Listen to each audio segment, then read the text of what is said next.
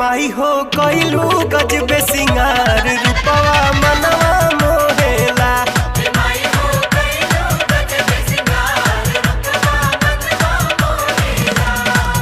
चमकेला चंद्र बदनिया लागेला माई दुल्हनिया लीलरा पबिंदिया सोहेला कि लीलरा पबिंदिया सोहेला।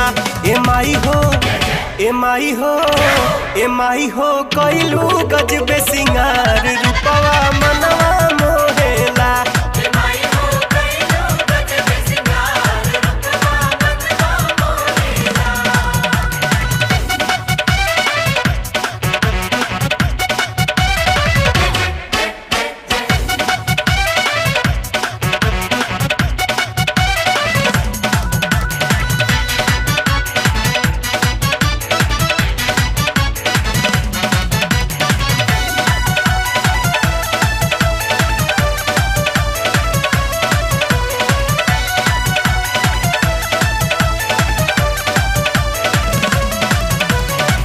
चमकेला कान में कुंडल चमकेला चम चम टीका चमके तोहरा माथे मुकुटवा सूरज भी लागेले फीका लागेला ऐसन झुलनिया बरखा में नाचे मोरनिया माई के दर्शन पावेला माई के दर्शन पावेला। ए माई हो ए माई हो ए माई हो कइलू गजबे सिंगार रूपवा मनवा मोहेला।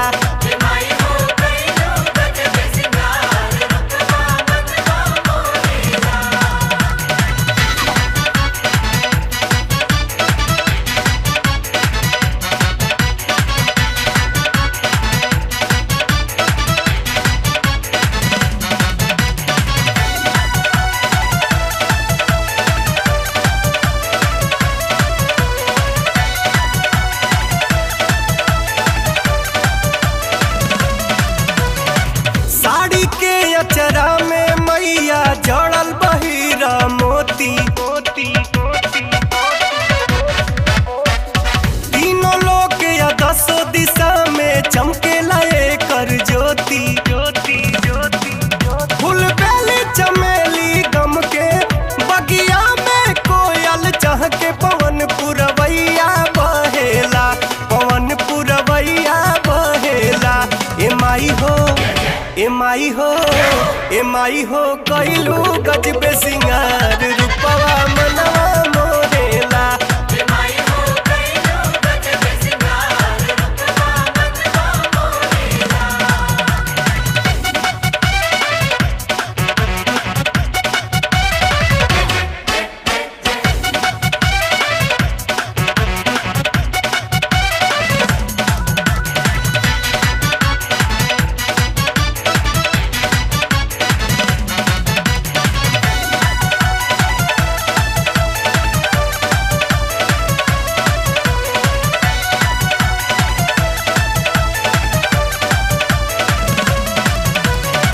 दसों हाथ में अस्त्र शस्त्र बा खन के खन खन कंगना चेहरा पर मुस्कान गजब के बाटे कोमल नैना बाजारन झुन पैजनिया जाहिदवा बनल नचनिया पवनमा भजनिया गावेला पवनमा भजनिया गावेला। ए माई हो ए माई हो ए माई हो कइलू गजबे सिंगार रूपवा मनवा मोहेला।